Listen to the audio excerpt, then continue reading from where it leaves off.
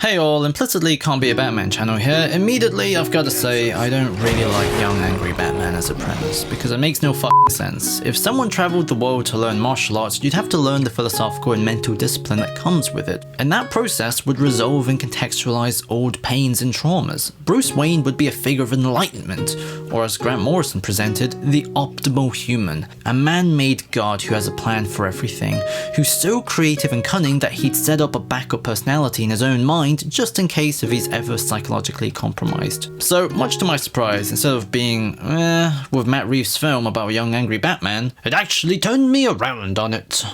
Hit the music, Johnny. All we are is delicate people. Handle me with compassion and care.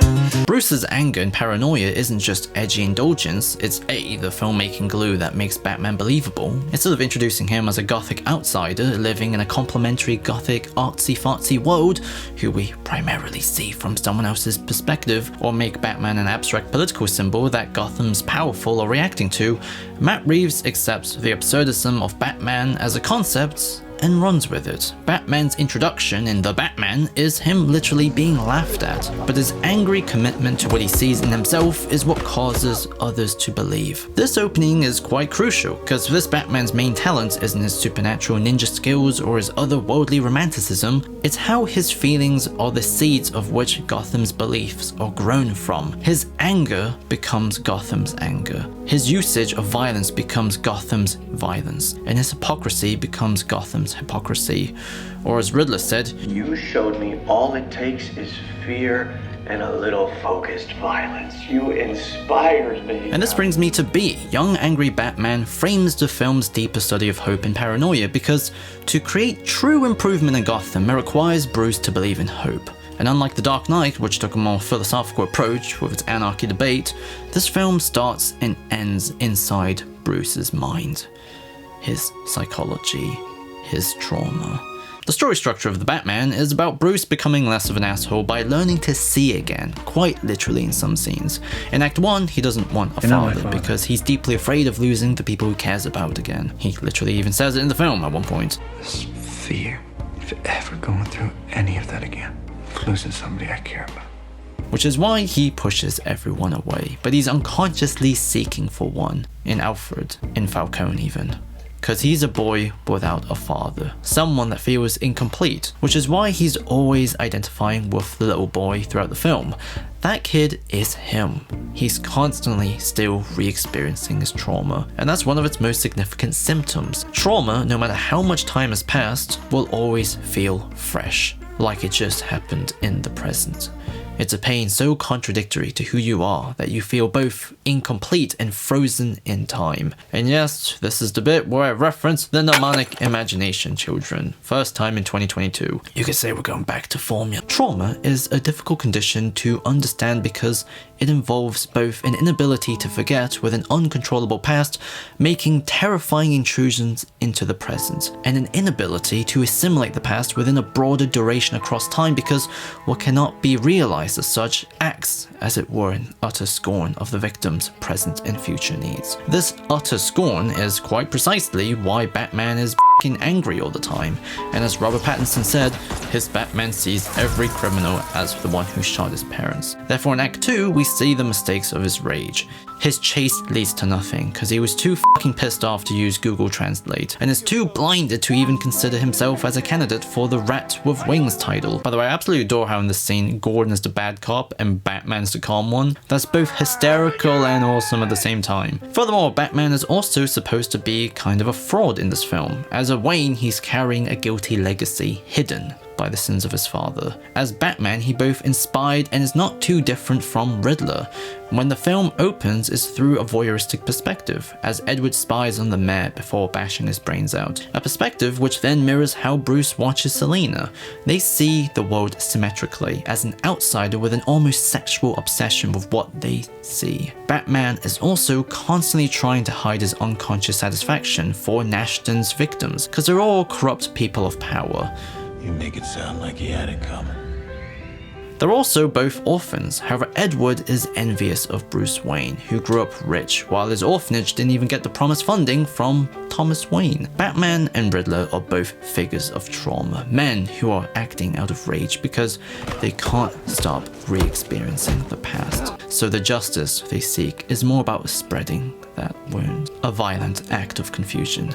Therefore, it makes sense that the big final climactic confrontation between them isn't Riddler getting inside a robot suit to shoot green lasers, but Bruce discovering this parallel himself, and finally sees that his anger has been a malignant force. So just as how the biggest drug bust in GCPD history was a lie, Batman himself as a symbol for good is to an extent a lie too. What? This is all in your head. You're sick, twisted. How could you say that? You think you'll be remembered? You're a pathetic psychopath. Therefore, in Act 3, Bruce's paranoia reaches its height.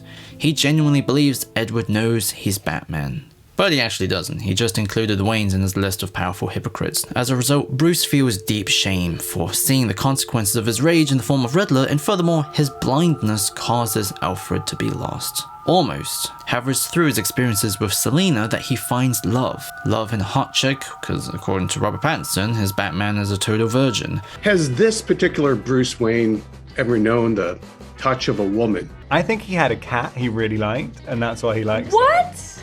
And he's like, the love of my life was my cat. And To answer your question, clearly the answer is no. I don't know why I needed to bring that up, but I did. And love that comes from being a figure of caring hope, not just violence. He literally has to see the world through her eyes and follow her as she cares for a doomed friend.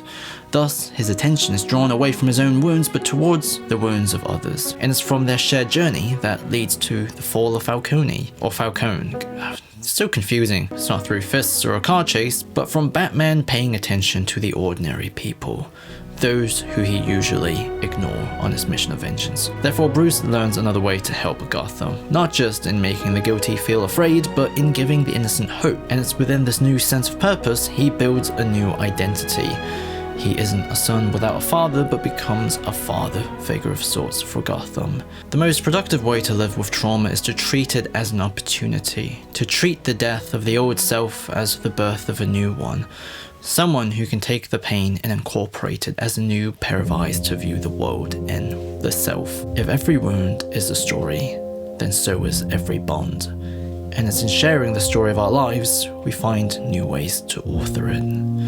The Batman made me appreciate the artistic relevance of young, angry Batman as a legit interpretation that isn't just, oh man, wouldn't it be awesome to see him more brutal and edgy, because as a narrative tool and premise, it gives him imperfect foundations which ties him more intimately with the flawed world of Gotham. They're both trying to make meaning in the present, despite painful pasts. Therefore, Batman isn't a force looking down on its inhabitants, he's a member that's looking up alongside them too. They both become mirrors for each other. The history of Gotham, its foundation, is washed away, but with it comes an opportunity to renew. A city of justice, a city of love, a city of peace for every one of us. We all need it, can't live without it. A Gotham City. Oh yeah. I completely regret incorporating R. Kelly into this.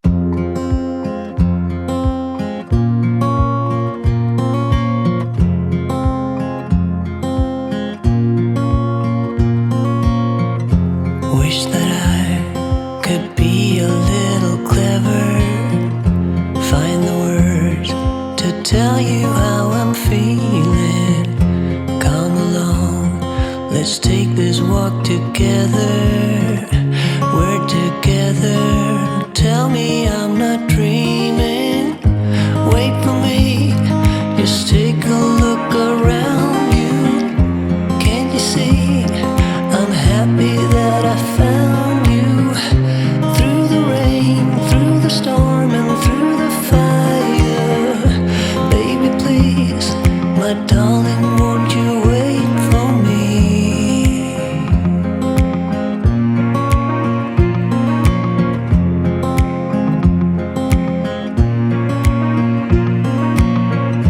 Talk to me, let's have a conversation.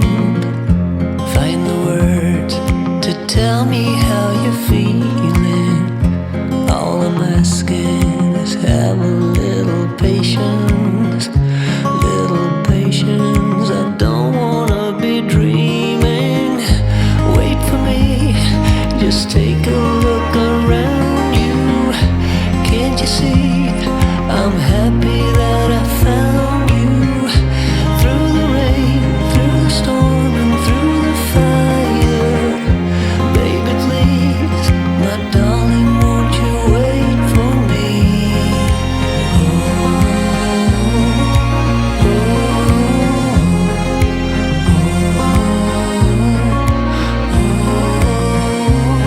I admit that I get scared, but every moment that we share is something I would never wanna change.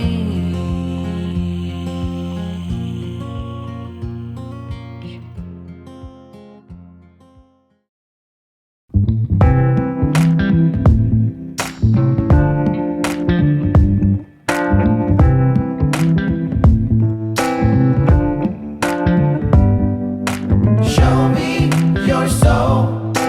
Baby, I'll show you mine. Show me your soul.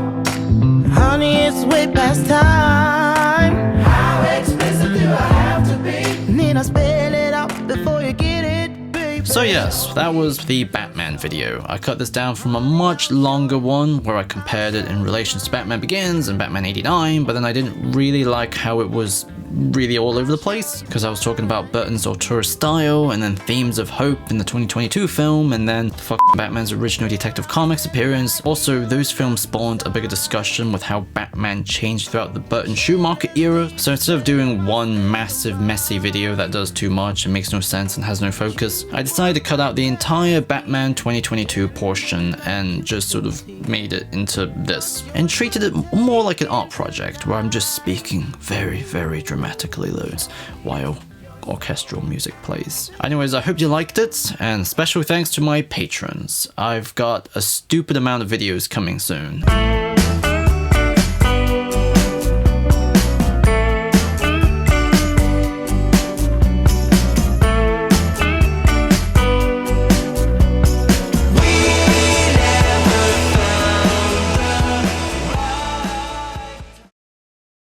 Commander, is this some kind of game? Are you calling in a report just so you can cut us off again? You know it. That never gets old, does it?